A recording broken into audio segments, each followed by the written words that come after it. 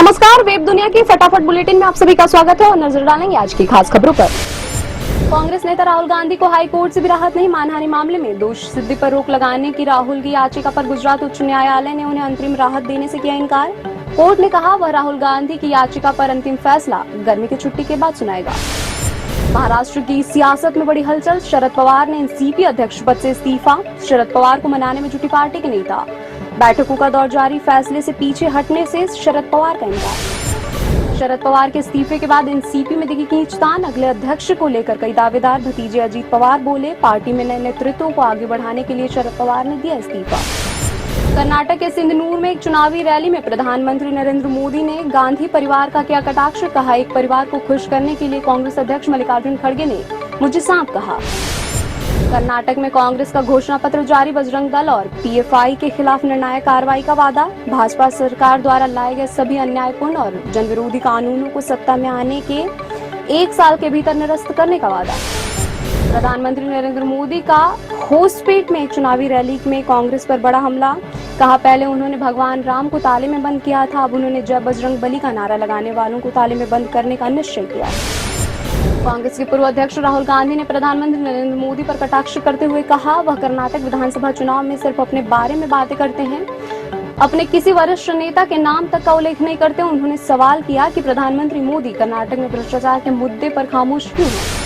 Canada की सरकार ने सतिंदर सिंह बरार उर्फ गोल्डी बरार का नाम देश के शीर्ष 25 वांछित अपराधियों की सूची में शामिल किया। बरार हत्या के मामले में रॉयल कनाडियन माउंटेड पुलिस के लिए वांछित है। सुल्तानपुर से भाजपा सांसद और पूर्व केंद्रीय मंत्री मेनका गांधी जख्मी हुई। अपने निर्वाचन क्षेत्र में निकाय चुनाव में भाजपा प्रत्याशी के चुनाव प्रचार के दौरान बारिश से बड़ी फिसलन के कारण सड़क पर गिरने से मामूली रूप से चोटिल हुई मेनका। फिल्म अभिनेत्री और रामपुर से पूर्व जयप्रदा ने साधा सपा नेता आजम खान पर निशाना। कहा, वोट डालने तक का अधिकार खो चुके हैं आजम खान, शिखर से शून्य पर पहुंच गए हैं। कर्नाटक कांग्रेस के अध्यक्ष डीके शिवकुमार के हेलीकॉप्टर की इमरजेंसी लैंडिंग। हेलीकॉप्टर के कॉकपीट की खिड़की से टकराई चील। कोलार के मुखबगल में जनसभा में शामिल होने जा रहे थे शिवकुमार। हथियार स्मगलर के पकड़े जाने पर सामने आई असद अहमद की हकीकत। आर्म्स की डील करता था तीक का बेटा। 13 अप्रैल को यूपी एसटीएफ ने असद को झांसी के पास एनकाउंटर में मार गिराया था। यूक्रेन की उप विदेश मंत्री एमिन झापरोवा ने देश के रक्षा मंत्रालय द्वारा देवी काली का गलत चित्रण किए जाने को लेकर खेद प्रकट किया। कहा, यह देश और इसके लोग अद्वितीय भारतीय संस्कृति का सम्मान करते हैं। दिल्ली शराब घोटाले के लपेटे में अब आम आदमी पार्टी के सांसद राघव चड्ढा। ईडी की सप्लीमेंट्री चार्जशीट में दावा।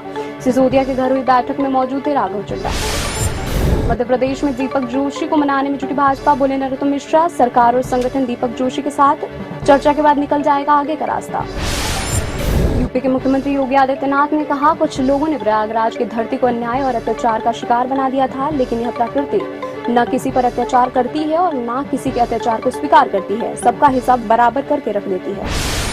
गोफर्स्ट के सीईओ कौशिक खोना ने कहा, कोष के गंभीर संकट की वजह से गोफर्स्ट 3 और 4 मई को अस्थायी रूप से अपनी उड़ानें निलंबित रखेगी।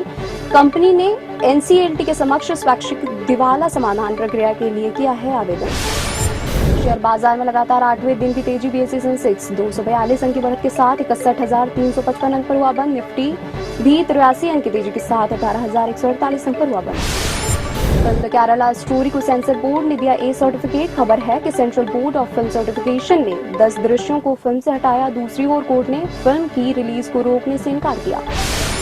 एक्ट्रेस परिणीति चोपड़ा अब नेता राघव चड्ढा से 13 मई को कर सकती है सगाई। सगाई की रस्में दिल्ली में होगी। परिणीति और राघव की हो चुकी है रोका सेरेमनी। ये थी आज की फटाफट बुलेटिन और ऐसे ही ताजा अपडेट के लिए बने रहिए हमारे साथ, यानी कि विजिट करें वेब दुनिया पर।